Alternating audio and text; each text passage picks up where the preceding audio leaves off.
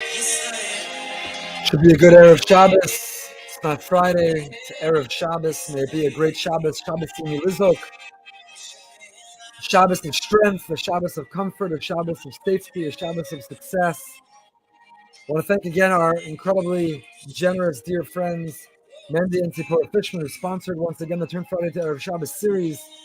As a Schus V'chai Rivka Bas Tzipora Friedel and memory of Rabbi Lord Jonathan Sachs. Your side we are observing Rav Yaakov Tzib and David Aryeh. Thank you for your generosity. We're going into the Shabbos as for a very difficult and painful week. We're seeing the loss, the murder of too many soldiers. Every one of them a world unto their own. Every one of them a bright light. Every one of them a source of courage and bravery, a unique expression of Hashem in this world, fighting and protecting us. How do we transition from this weekday of worry, weekday of grief, weekday of pain and suffering into the Shabbos, a Shabbos that's supposed to be a place of holiness and sanctity. It's supposed to be a place of wholeness, of Me'in Olam Haba. So I want to share with you a story. It goes back to 1984 when now Prime Minister Benjamin Netanyahu became the ambassador to the United Nations. And he had a visitor to his office in New York. It was somebody who he knew from before, and Shomer HaTzair was a fine soldier. They fought together when Bibi was his commander. And he became a Lubavitcher Chassid. And he said, the Rebbe wants to see you. The new ambassador to the UN, the Rebbe wants to see you. So Bibi told him, okay, the Rebbe wants to see me, let's go see him. Now, when was the timing of this? The eve of Simchas Torah. Simchas Torah. This was 1984, many anniversaries ago of this Simchas Torah that will go down notoriously in our people's history. So they said, we'll go tomorrow night. Said 12 o'clock, I'll pick you up, midnight. So this new Lubavitcher Chassid, who used to be a soldier of Bibi when he was a commander in the army, picked him up. They went to 770, and next to the building there was a hall. How many people are in there? 1,000. I'm reading Bibi's own recollection of what happened. The difference between you and Chabad is they perform miracles. They had about 4,000 people in a place like this. How did they accomplish? By having hills and valleys of Hasidim. Was not clear what the structure was. So Shmayahu said, wait here. Here? Sit down on the stage. Suddenly a door opened. You could not see anyone. The Rebbe was of enormous stature, but not of great height. You saw the sea parting like the Red Sea. The Rebbe came up and he went to the book and he started to read with the back to the crowd. Shmayahu said, now. He said, now what? Go to the Rebbe now. He said, Shmaya, he's reading the Torah. He said, go to the Rebbe now. Soldier giving his commander orders. Life has its reversals. I thought, well, this isn't Rome, but when in Lubavitch Duaz, I came to the Rebbe. I tried to get his attention. I was not successful. I tapped him on the shoulder. He looked to the side. I said in English, Rebbe, I came to see you. He said, just to see, not to talk. And we spoke for 5 minutes, 10 minutes, and the Hasidim were getting very restless. 15 minutes, 20 minutes, there was a buzz.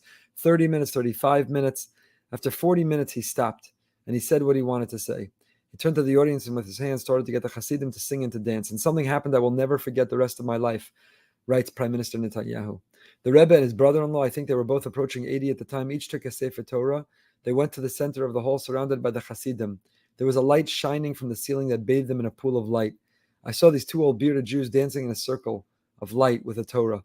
I felt the strength of generations, the power of our traditions, of our faith, of our people. The Rebbe said many things to me that night, but he said one big thing.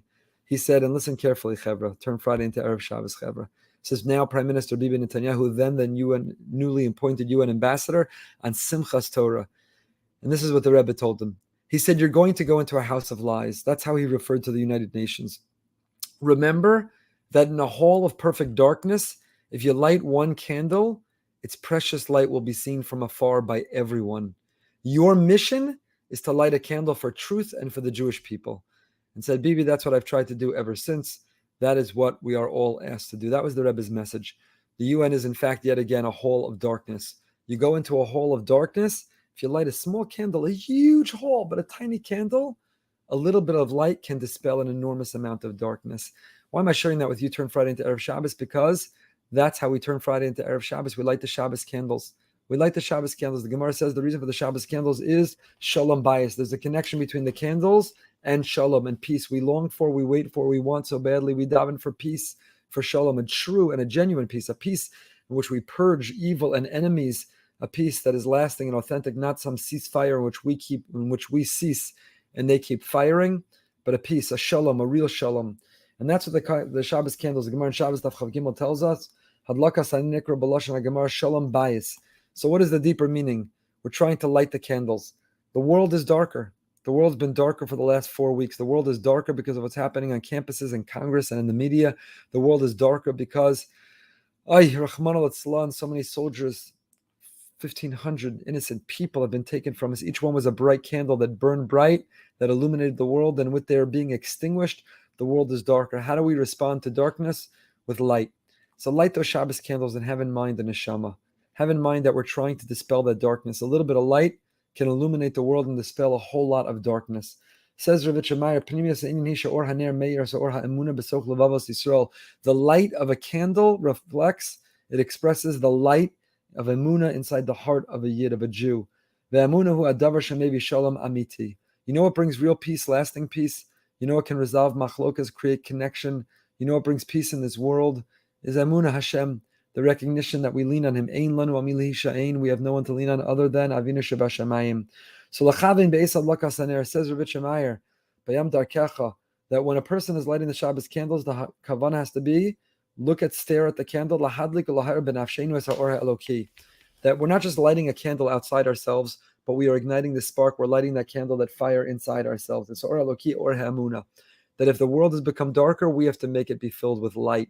If they're trying to silence us, we have to speak louder. If they're trying to weaken us, we have to become stronger. If we're trying to divide us, we have to be more united. If they're trying to extinguish us, we have to be even brighter in illuminating the world.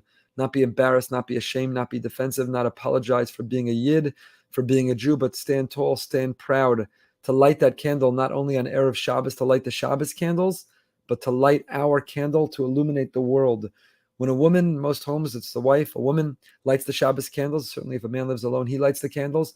But to look at those candles and to not only imagine, but to look at that candle, and as we light a candle, light our soul on fire.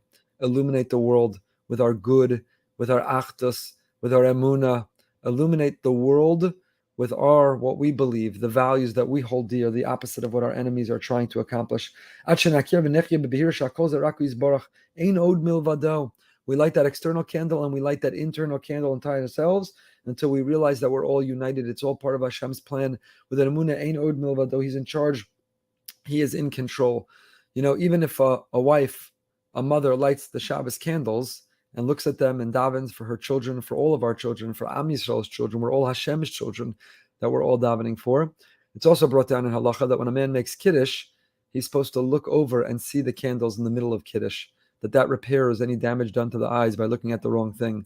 But I think also while we make kiddush, while we are mekadesh Shabbos, while we mekadesh ourselves, we're still drawing from the light of those candles. We're still envisioning and picturing. We're not just imagining, but we're actually fulfilling, lighting the candle that we are. Kiner Hashem nishmas adam. Each of us is a candle. Each of us is a light.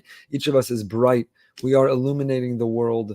And so thinking about that speech, that Simchas Torah years ago, when the Rebbe told the then newly appointed UN ambassador, today's Prime Minister, leading a war of the Jewish people around the world, you're entering the United Nations, you're entering a hall of darkness. And in a hall of darkness, you have to light a small candle. When you light a small candle, you fill that hole with light. Each of us have to fill the world that's become darker with light. If you light Shabbos candles, pause. Think about the hostages.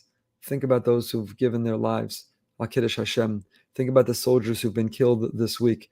And don't just light a candle, but illuminate the world. Compensate for the darkness that's been created by their absence. When you make Kiddush, look over at the candles, pause, and think about those hostages. Think about those loss of lives. Think about how the world is darker.